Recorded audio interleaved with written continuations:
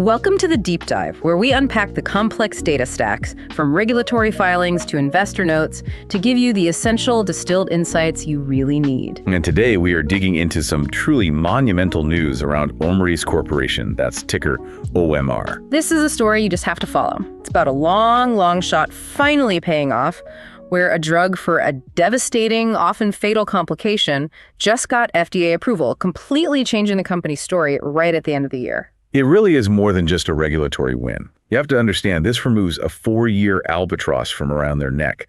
The entire commercial future has just been de-risked in a single moment. And that moment was Christmas Eve, December 24th, 2025. The FDA greenlit Yartemlea, or Narsoplimab. And the indication here is it's profound, clinically and for the business. Yartemlea is now the first and the only approved therapeutic for something called hematopoietic stem cell transplant-associated thrombotic microangiopathy. Or TA-TMA for short. Right, TA-TMA. And it's for adults and kids 2 years and older. And you have to put this in context. When you're talking about a disease where mortality rates can shoot past 90%, being first in class means you basically have a commercial monopoly from day one. Exactly. I mean, the market reaction alone tells you how much weight was lifted. Omeros shares, they spiked by 78% right after the news before settling a bit. That's just investors pricing in the end of all that regulatory uncertainty. Yes, but what I think the market hasn't fully priced in yet is the incredible financial safety net that Omeros built to actually fund this launch. We will definitely get to that financial masterstroke, but let's start with the science, because the drug's mechanism is really the key to its advantage here. It is. We're talking about a first-in-class lectin pathway inhibitor. So why is that specific targeting so important for these patients? Well, the pathology of TA-TMA itself is just incredibly dangerous. Sure. It's this multi-system complication that can happen after an allogeneic stem cell transplant. So the patient's immune system is already compromised. Profoundly. And the damage is driven by this massive endothelial injury, which kicks off the complement cascade specifically through the lectin pathway. Yartemlea works by selectively blocking MSP2, which is the key effector enzyme of that specific pathway. So it's like a sniper. It's taking out the one specific trigger that causes all the deadly clotting and the organ damage. Exactly. But, and this is the critical part, right? We have other complement inhibitors out there, like Soliris. So why is selectively blocking MSP2 so much better than just, broadly blocking the whole system at C5? That's the million-dollar question, and it's where the safety and the efficacy really meet.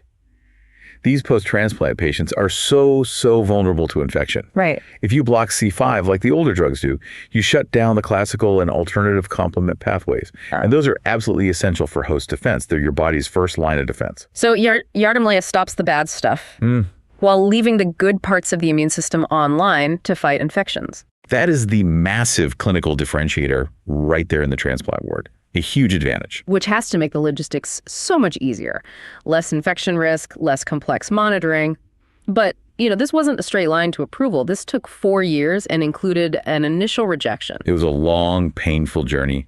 Omeros got a complete response letter, a CRL, from the FDA way back in 2021. And what was the FDA's issue then? It was methodological. The main study, their phase 2 trial, was a single-arm study. The FDA basically came back and said, look, we see the results, but without a control group, we can't be 100% sure the treatment effect is real. But for a disease this severe, with mortality over 90%, running a placebo-controlled trial seems ethically difficult, to say the least. Impossible, really. So what Omeros did was pivot. They put together this really sophisticated and rigorous comparative analysis. This is a huge technical win for them. So what did that look like in practice? They got the approval by comparing the overall survival data from their pivotal study, those 28 patients, against a very relevant, well-matched external control registry. Okay, let's unpack that. When you say well-matched external control registry, how hard is it to find over 100 untreated patients that the FDA agrees is a fair comparison? It's incredibly difficult. And the fact that they pulled it off is a testament to the rigor they applied. They created the evidence base they needed. They proved the survival benefit was from Yartemlea, not just some statistical fluke. That's a big reason the stock popped so hard. So let's talk about the size of this problem. We know it's deadly, but how common is TA-TMA? The need is acute. TA-TMA develops in up to 56% of allogeneic transplant recipients in the U.S. and Europe. Wow, 56%. Yeah, and with about 30,000 of those transplants happening every year, you're looking at thousands of high-risk patients who, until now, had almost no good options. And what were those options? What were doctors doing before this? It was mostly supportive care. The main thing was trying to stop or reduce calcineurin inhibitors, which are drugs they need to prevent graft versus host disease. So you're trading one life-threatening problem for another. Exactly. They were also trying some off-label stuff, like those C5 inhibitors we talked about. But for the really high-risk patients, the outcomes were just tragically poor. Okay, so let's get to the data that actually sealed the deal. What are the numbers that prove this drug was superior? The data is just transformative. Yep. The complete response rates were strong, around 61% to 68%. But the survival data, that's the game changer. Give us the hard numbers, the ones that stick. Okay. In the pivotal trial, 100-day survival from diagnosis was 73% for treated patients. Now compare that to the control group. The median overall survival for patients on Yartemlea was estimated at over 274 days. 274 days. And for the untreated control? 41 days. Wow. It translates to a 3 to 4-fold lower risk of mortality. The hazard ratio was 0.25. So you're going from an expected survival of about 6 weeks to 9 months. That is a monumental shift. It creates a situation where if you're at a transplant center, you almost have to use this drug for severe cases now. The efficacy justifies premium pricing and very rapid uptake.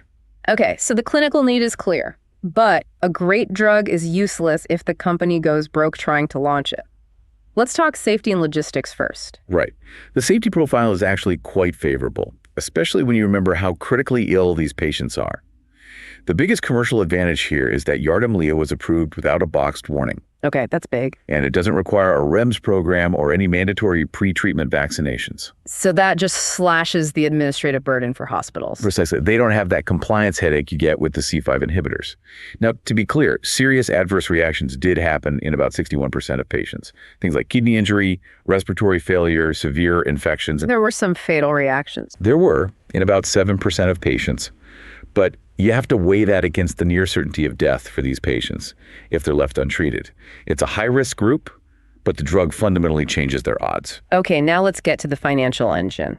Omeros needed cash for this launch, and they pulled off something pretty incredible. Walk us through that Novo Nordisk deal. This is the part of the story that completely de-risks Omeros financially. They had another asset in their pipeline, a MASP3 inhibitor called zaltenibart. Right, OMS 906. They sold the global rights to Novo Nordisk, and the headline value on that deal is $2.1 billion. $2.1 billion. But what about the immediate cash for the launch? That's the best part, a $340 million upfront cash payment. Wow. This one move completely funds the commercialization of Yartemlea. No need to go back to the markets and dilute shareholders. It's brilliant. So the U.S. launch is set for January 2026. Yep. They have all the billing and reimbursement codes ready to go. The ICD-10 codes are confirmed. And they're on track in Europe, too, with a decision expected there mid-2026. Okay, so strong balance sheet, urgent clinical need. The final piece of the puzzle is always the payers. Are they going to pay for this? That is the critical question, and we actually have a really good early signal here. A major payer, Centene Corporation, already has a preemptive clinical policy ready for Narsoplimab.